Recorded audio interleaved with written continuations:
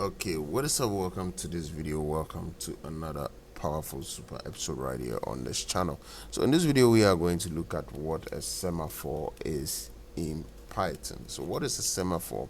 A semaphore is a synchronization primitive that controls access to shared resources in multi-threaded environments, especially essentially a traffic light for your code.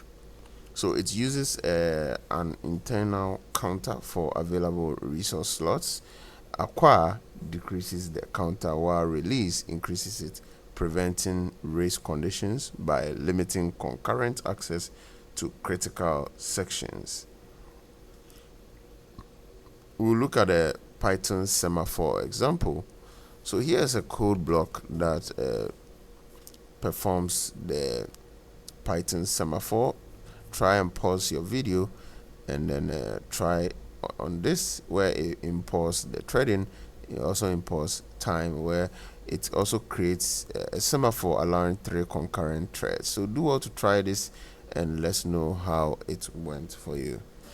So the semaphore limits resource access to 3 threads at once, and additional threads block at acquire until another thread calls release.